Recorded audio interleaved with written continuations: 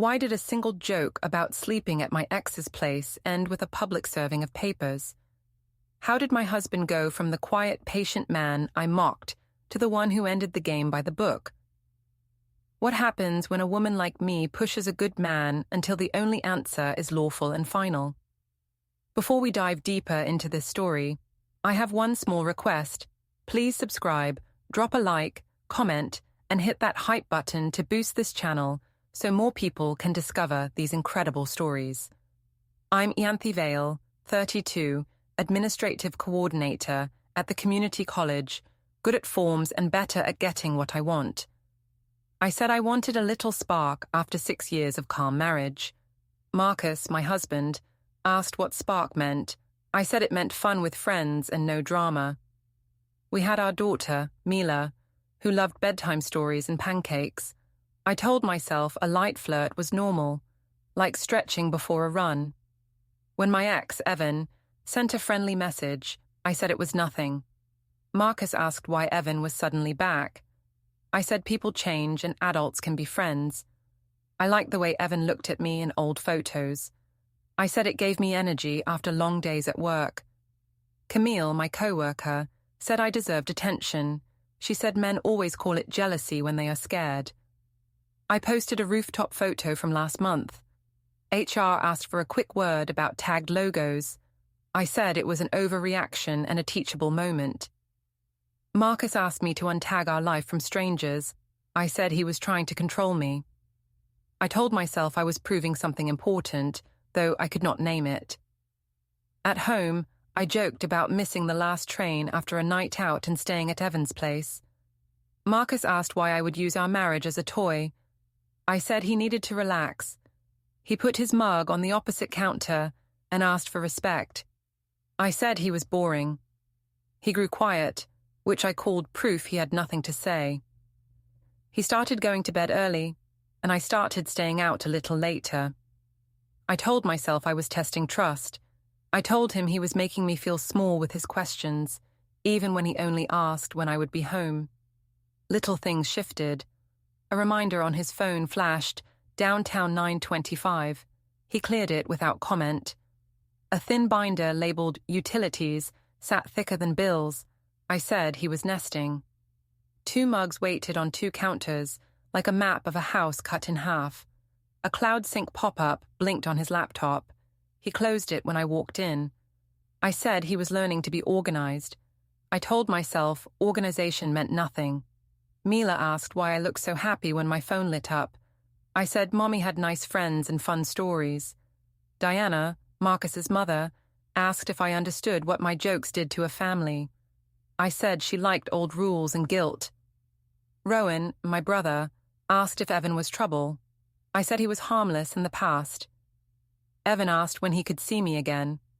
I said I was busy, but maybe after drinks with friends. I told myself a couch was just a piece of furniture, and a toothbrush was just plastic. I felt powerful when people laughed. I said laughter meant everyone knew it was only play. I wanted Marcus to argue so I could say love is passion. He stayed calm and asked for basic lines.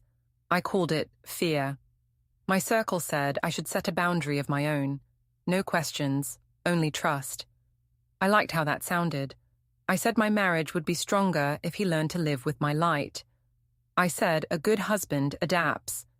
That was the frame I built, me as bold and bright, him as heavy and jealous. I believed the story because the story made me feel alive. I did not see how often cameras were up and how often silence was a reply. I told myself silence meant victory. I was wrong, but I did not know that yet. I started the day with a plan to control the mood. I decided I would be light and funny, not serious. The kitchen was warm from the toaster, and the window showed a weak sun. I put on my best easy smile and told Marcus I might miss the last train after meeting friends. I said if that happened, I could always crash at Evan's, since his place was close to the line. I said it like it was a joke everyone knew already. Marcus asked why I needed to talk about exes before breakfast. He said it would help him if I kept simple lines. I said he was being dramatic, and that adults slept on couches all the time. I stirred my tea and told myself I sounded calm and smart. He stood by the counter where he always kept his mug. It was on the far side today, not beside mine. He asked when I would be home. I said I did not know and that he should go to bed on time without me. He said Mila needed a stable routine. I said he was hiding behind our daughter to control me. He looked at the floor, then set a spoon down very carefully.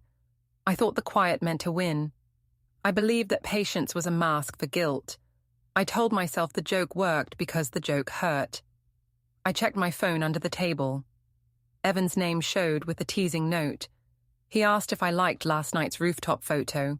I said the angle was good and people loved it. I told him I might be out again tonight, and he sent a winking face. It felt like warm light on my skin. I ignored the small, hard feeling under the glow. I told myself the small, hard feeling was only old rules trying to pull me down. The house had a few new details I pretended not to notice. A reminder on Marcus's phone flashed, downtown 9:25, when he put his keys in the bowl. He cleared it without a word. A thin binder labeled utilities sat on the shelf but looked thicker than bills. I passed my hand over it like it was dust. 2 mugs rested on opposite counters, like 2 pins on a map. A cloud sync pop-up on his laptop said a file uploaded successfully. Then the screen went dark when I walked near. I said he had read a productivity blog and was trying to be modern. I said the binder was a sign he cared about the house. I never asked what the reminder meant. I wanted a reaction before I left for work. I said I might stop by a rooftop bar after the office because Camille needed a laugh. I said it would be good for me to show I could enjoy attention without trouble. He asked if Evan would be there. I told him yes, probably, because our city is small and circles overlap. He asked me to text if I stayed late. I told him I did not want to live under a curfew. He said a text was not a curfew. I said he was turning romance into policy. I took my bag and walked to the door. I made sure the swing of my coat felt like freedom. I said I would bring pastries tomorrow so he and Mila could enjoy breakfast without me spoiling it with my voice. He said he would make pancakes for her and that she would be happy. I felt a sting that he could make a picture without me in it. Then I told myself he needed to learn. On the stoop, our neighbor Ms. Adebayo waved from her garden. She said I looked busy. I said busy was good. She looked past me at the thin crack in the curtains where Marcus stood. I told myself she liked drama, even though she always spoke gently. I walked fast so she would not ask what my evening plan was. I wanted the plan unsaid so I could say it was nothing. At the curb, I opened my ride app and glanced back. Through the glass, I saw a sticky note near Marcus's keys. It said, "Bring forms in a careful hand." The word forms made my heart do a small jump, then drop. I said it had to be for a boring errand like utilities or school. I said Marcus was overdoing it because he feared I might do something interesting. I told myself he was making admin into romance because he did not know how to keep up. In the car, I tried to imagine his face if I told him I would be sleeping at Evan's. I imagined he would finally raise his voice and beg me to come home. I imagined he would reach for my hand in a movie way. I wanted that secret proof that I mattered. I was ready to call his calm cold, so I could be hot. I took a deep breath and told myself I would be bright and safe and in control. The driver asked where to, and I said the campus. I watched the town roll by. It looked normal and patient. I decided the town was boring and I was the one bringing color. It felt nice to be the one who decided the story. I told myself stories are power. I told myself power would protect me. At the campus gate, I checked my messages again. Evan had sent a joke about toothbrushes. I hid my smile with my scarf. I thought about Marcus's mug on the far counter. I said he had moved it to make a point. I told myself I would move it back when I wanted. When I walked into the office, I felt taller than usual. I liked that. I also noticed a quiet feeling, like a shadow in the hall. I told myself it was only the early hour. I touched my phone and felt it buzz. The screen showed a muted call marked private, then it went dark. I let it go to nothing. I said I did not need to answer every call just because it came. I said I would answer later if I felt like it. I went through the morning tasks and thought about the night. I decided the night would be light and fun. I decided I would tell everyone the couch joke again, so they saw how free I was. I wanted a room to laugh with me. I wanted a camera to catch it from my good side. I wanted Marcus to stand there, silent, so the crowd could write the caption I had in mind. I walked into the open-plan office with clean hair and a bright blouse. I told myself a polished look sends a message that life is easy. Camille waved me over and asked about last weekend's rooftop. I said it was fun and harmless. She said the photo made me look alive. I said that was the point. I opened my email and saw a quick meeting invite from HR. The subject line was neutral and polite. I told myself it would be nothing, just chat. I kept my smile in place like a badge. At my desk, I scrolled through last night's posts. The rooftop shot showed me leaning close to Evan. My face turned so the angle was kind. The city lights looked like we were somewhere better than our town. Comments said I looked free and glowing. I screenshotted the nicest ones. I told myself the world understood me better than my own husband. I told myself online, praise was proof of health. HR asked me to step into a small room. Mr. Price, our manager, said we needed to remove the college tag from the rooftop photo. He said it was not a big issue, but it was best to keep social life separate from the brand. I said I understood, and I nodded with a soft smile. Inside my head, I said this was fussy and small-minded. He asked me if there were any other posts that might confuse people about my role. I said there were only personal photos and that I kept things tasteful. He said he appreciated my cooperation. I said I appreciated the clarity. I told myself I had just done office theatre and won. Back at my desk, Camille leaned on my chair and asked what HR wanted. I said they were just scared of fun. She laughed and told me to post more. I told her I would put up a caption about trust and freedom, not naming anyone. I typed a story about how a woman can have history with someone and still be loyal. I wrote that jealousy is a mirror of someone else's fear. I pressed post and felt light. The likes started fast. I told myself speed meant truth. My phone buzzed with a message from Marcus. He asked if we could talk tonight. I watched the preview and pressed away so it would disappear. I told myself I would reply later with a joke about meetings. I wrote a text saying I would be out with friends and that all was normal. Then I deleted it and sent nothing. I thought silence would teach him not to ask for structure. At lunch, I sat with Camille by the window. She said Evan had posted a teaser for a new rooftop night and tagged no one. I said tagging is for children. She said subtle is hotter. I pretended I had always planned to be subtle. I checked Evan's story and saw my own reflection in his glass. It made me feel chosen. I liked feeling chosen.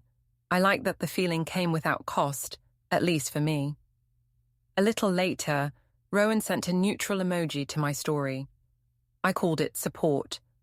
Diana left a missed call with no voicemail. I called it habit. I took a walk through the hallway and glanced at the campus notice board because I wanted to be seen doing normal things. I told myself normal is a costume, and I wore it well. In the late afternoon, I peeked at Marcus's shared calendar from a link he had once sent me. It showed a recurring meeting, personal on several days. It felt like a tap on my shoulder. I said it was a fitness class or a hobby. I told myself he was finally seeing friends so he would not be so heavy. A few minutes later, a message from him popped up asking if he could pick up Mila early from aftercare. I said yes because I wanted to be free that evening. I told myself this was wise co-parenting. I did not think about the pattern I was drawing. I stayed an extra half hour to avoid the train rush. I tidied my desk and placed a stack of folders, just so. On my way out, I stopped by the copy room. The printer whirred and then spit a blank page. The sound made me think of a pause in a song. I felt the odd sense that a camera was looking at me from a corner.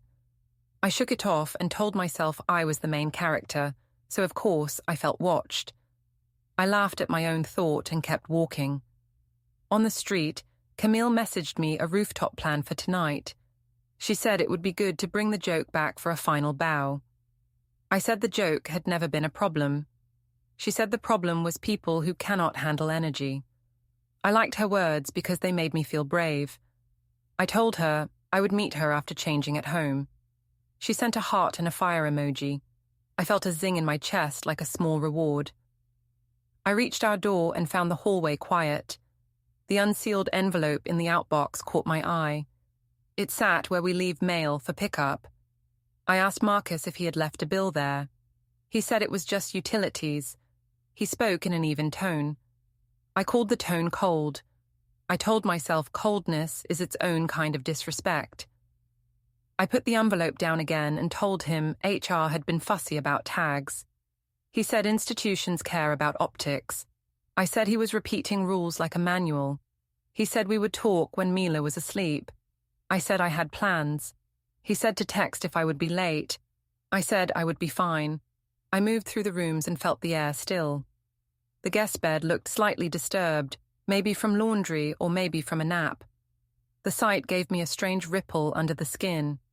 I told myself he had sorted sheets. I told myself he was finally helping. On his desk, his laptop showed a spreadsheet with initials and dates. He minimized it when I stepped in. I asked what he was working on. He said he was cleaning old files. I said it looked exhausting. He said he liked order. I said order bored me. He said nothing to that. I showered and dressed for the night. I chose a bright top again, something that shone in low light. I told myself brightness would beat doubt. I sprayed perfume and checked the mirror twice. I practiced a laugh that looked easy and careless. I thought about how forgiving the rooftop lights were. I thought about a story I could post later, something about love being trust. I did not think about the way that line would sound beside a man who had stopped asking me for anything but a text. When I picked up my bag, Mila came into the hall. She asked if I would be home to read. I told her Daddy would do a great story, and I would kiss her when I came in. She asked if I was going to see friends. I said yes. She asked if Evan was a friend. I said he was from before and now he was only history. She looked puzzled but nodded. I kissed her head and called her a star. I told myself she would not remember this night. I stepped into the entryway and adjusted my bracelet. Marcus stood by the kitchen with 2 mugs set apart, one near the sink and one near the stove. I touched his arm lightly and told him I would not be late. He asked me to send a quick message when I was on my way back. I said I would consider it. He said thank you. I called the thank you cold in my mind and used that to feed my energy. I opened the door and felt the air of the stairwell. For a second, everything felt slowed down. I thought again of the blank page in the printer and the neutral email from HR. I told myself the world was made of small pauses, and I was moving faster than them. The rooftop air felt warm and easy, like the city had decided to be kind to me. I arrived before sunset so I could choose the good light. Camille waved me over and said the crowd was perfect. I said tonight would be simple and fun. Evan stood near the edge with a drink and a grin that looked practiced. He asked if I was ready for stories. I said I was born ready. I let the scene build around me because I liked the weight of eyes. Friends formed a half circle. Someone asked if the couch joke was real. I said it was a joke and also a sign that adults do not panic. Laughter rose and wrapped me in warm approval. I felt taller. I said people confuse control with love. Evan leaned in so the cameras could catch the angle. I told myself this was only theatre, and that theatre is harmless when the actors know the script. A mutual friend had invited Marcus without telling me. He arrived quiet, in a good shirt, and stood with calm shoulders. He greeted me and the group and kept space. I said he could relax, because nothing was wrong. He said we should talk tomorrow. I decided the moment needed proof. I raised my glass and told the circle I might miss the last train again, and if that happened, I would be fine, because friends have couches. The circle shouted for a toast. I lifted my chin and let them cheer. Phones came up like metal flowers. I saw one small red light on a case that meant recording. Camille touched my arm and said, "The internet loves a story." I said, "The internet loves confidence." Evan smirked and asked where I kept my toothbrush. I laughed in a way that showed my profile and said toothbrushes are simple tools. I made sure the crowd heard the word simple. I wanted everything to look easy and clean. Marcus did not argue. He set his drink down and looked out at the skyline. He did not roll his eyes or plead. He did not move to make a scene. For a second I wanted him to fight, because a fight would be proof that I was worth noise. He checked his watch. I saw a faint alert on the screen, a small line that read, "Downtown 1340 from earlier." He turned and took a call by the stairwell with headphones on. I saw his mouth move but heard nothing. I told myself he was seeking advice because he could not keep up with me. The chant for a group photo started fast. People pushed closer. I felt the lift of it like wind under a kite. I moved near Evan so the outline looked romantic. A camera flash went off, then another. I looked straight into the nearest lens and gave a smile that I had practiced at my mirror. The city behind us made everything seem bigger than it was. I liked that. I liked feeling like I was part of something, even if the thing was only a rumor I made myself. Later, we walked along the riverside with a spill of people leaving the bar. The water was dark and looked like velvet. Evan suggested an after-party with a smaller group. I said the station would close soon, and the night might last longer than planned. I sent Marcus a quick message saying I was with friends and he should not worry. He replied that he understood and that we could talk tomorrow. The flat tone made me angry, so I called it cold in my head. I told Evan the night felt open. He nodded like he had won a game he barely played. We reached the embankment steps where buskers played an old song. A younger colleague drifted near with a camera out. I saw my own face on her screen, bright and bold. I thought about how the clip would look in a story with a caption about freedom. Camille messaged that she could post a group shot now. I told her to post the one with the flash because it made the moment look real. I convinced myself reality and image were the same thing as long as the audience clapped. Marcus passed us on the sidewalk as he headed to the station. He said we should talk in the morning. I said it was not a good time. He nodded, then walked on. I felt a strange drop inside, like stepping off a curb in the dark. I pushed the feeling away with a laugh toward Evan. I told myself I would not let a mood ruin my night. I sat on a bench and sent Evan a message about possibly missing the last train on purpose. He replied with a smirk emoji and said we would see. I read it twice and pretended it was a promise. The river moved without comment. I wanted a film ending where lights blur and choices look brave. Instead, I had a bench and a phone, and a man who would not argue with me. I told myself that silence meant I had won. The family restaurant smelled like candles and sweet sauce. We had a long table for a small birthday, and balloons touched the ceiling like slow fish. I sat between Mila and Rowan. Marcus chose a chair at the edge where he could help the server and keep order. Diana arrived in a pressed blouse and greeted everyone in a calm way that changed the air. I decided I would be warm and normal, and the last night would shrink like a cloud in sun. Small talk carried us through bread and salad. I laughed at nothing so the room would relax. Mila drew a house on a napkin. She asked if the house had one bed or two. I said it had many beds because it was a big imagination. She asked if I slept at friends' houses when the train closed. The table went still. My throat felt tight for a moment. Then I called it a child-silly question from a silly internet joke. I said people online repeat things they do not understand. The table stayed still. Marcus thanked the server for refilling water. He did not look at me. The stillness felt like a mirror. Diana asked me later, in a low tone by the cake, if I understood that jokes can turn into knives. I said she liked old rules, and that modern life moves fast. She said respect never goes out of date. I said respect is a two-way street. She said children learn by small scenes, not speeches. I told myself she wanted to shame me. I decided I would not be shamed. I lifted my chin and smiled at a cousin taking a photo. When the bill came, Marcus spoke quietly to the server and asked for separated checks. I called it petty in my head. He said it was easier for accounting. He did not raise his voice. He looked like a person who had made a plan and was sticking to it without waiting for opinion. I felt annoyed that he would not meet me in the arena I had chosen. I wanted noise. He gave me nothing but procedure. After dinner, Diana asked me to walk with her to the pharmacy for vitamins. The queue moved slowly under soft lights. She said public laughs can turn into records. I said everyone knew I was joking. She asked if I knew, deep down, why I had made the joke in the first place.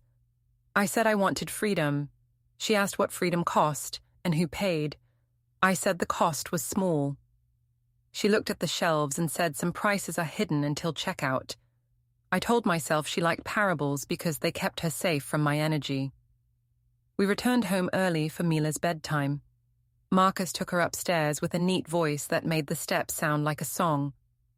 I scrolled my phone in the kitchen and stared at a new photo from the rooftop. The angle was perfect and my face glowed.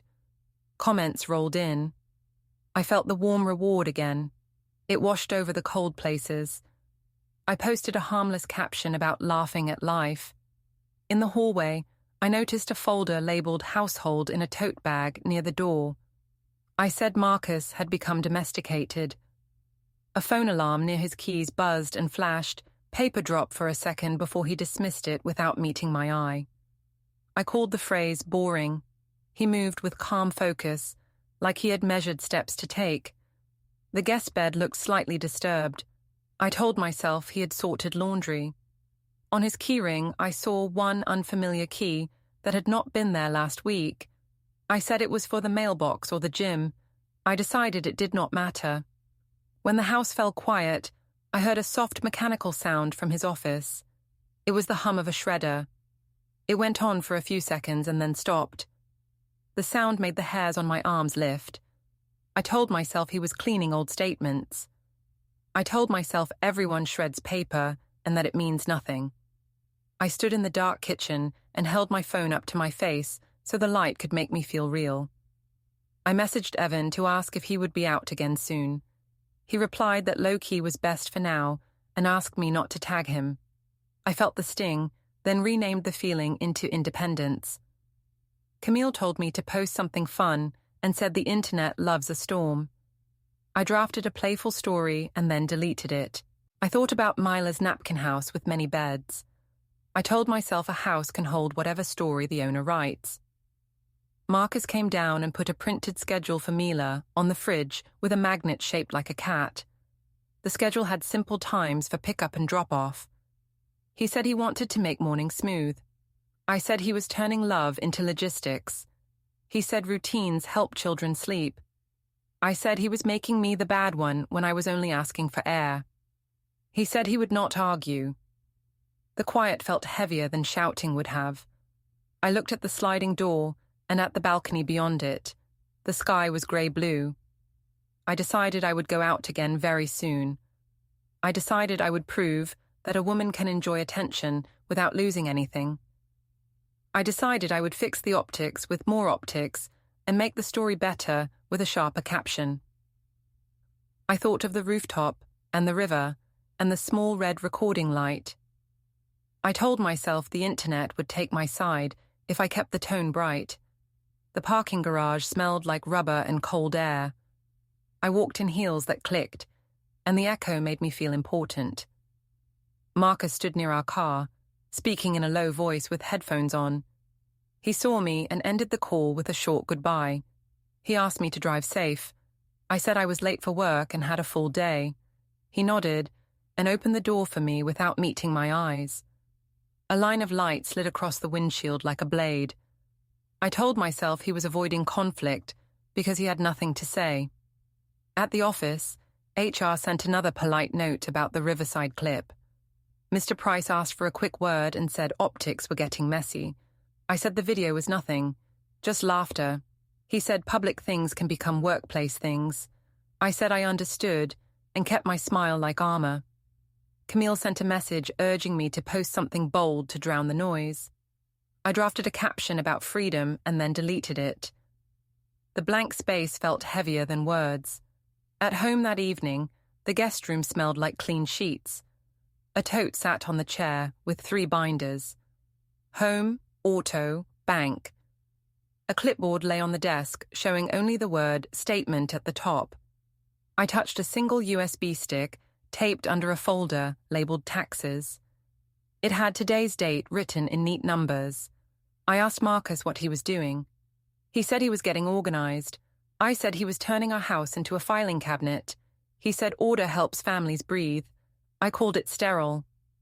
He set 2 mugs on opposite counters again and placed a simple schedule for Mila on the fridge. He said we would keep routines. I said routines kill romance. He answered that drama kills trust. I told him if he truly loved me, he would fight for me. He said he would not fight. He would handle this properly. He spoke it like a line read from a calm book. I felt heat in my face and called him cold to myself so I could feel right. On his phone, a reminder blinked and vanished. Downtown 1605. He dismissed a call from a private contact without a sound. He locked his desk drawer when I stepped closer. I said he was becoming secretive. He said he was becoming clear. The words sat between us like 2 chairs facing away. I stood on the balcony later and watched small lights move along the street. Evan messaged that low-key was best and asked again not to tag. Camille said to post a picture anyway. I stared at my screen until the icons blurred. Inside, the printer spit a single blank page, then went still. The house felt like a held breath. The office tower lobby was all glass and stone and polite echoes. I walked in at noon with my bright dress and a plan to take a playful selfie near the art piece. I told myself one good image could rewrite a week. The elevator bell chimed. People crossed in clean lines. A man with a clipboard stepped forward and said my full name in a clear voice. I said he had the right person. He handed me a sealed envelope and stated that I had been served. My mouth formed a smile by habit and then did not know where to go. I opened the first page. The words were simple and precise. It was a divorce petition with temporary financial and possession orders, plus a filing notice for an interim custody schedule. The schedule started now, with pick-up and drop-off times listed for the next days. Exclusive use of the townhouse, pending hearing, sat on its own line. My hands warmed, then went cold. I heard my breath in the big room like I stood at the bottom of a pool. Marcus stood 20 feet away, with a neutral witness beside him. He looked right at me and kept his voice soft. He said this was the correct path, and that we would follow the schedule exactly. I said this was public and cruel. He said it was lawful and necessary. He did not raise his voice. He did not move toward me or away from me. He remained like a post in the ground while the lobby flowed around him. Camille touched my elbow and whispered that we could spin it. I pulled away and saw the small red light on a security camera. Diana stepped through the revolving doors just then, calm as a nurse, and said she would take Mila home on the new pickup plan today. Rowan stood near the plant wall with a stunned face and said nothing. The process server asked me to confirm receipt. I signed the acknowledgement without reading the pen. The sound of my name on the paper felt like a lid clicking shut. Marcus thanked the server. He told me he would be at the drop-off point at the listed time. I asked if he would talk to me alone. He said we would communicate in writing about Mila and the house. He added that there would be no more public scenes. Then he turned and walked toward the light at the doors. The lobby swallowed the soft sound of his steps. Don't forget to hit like, subscribe, and turn on the bell so you don't miss the next story. Write in the comments from which city you are watching.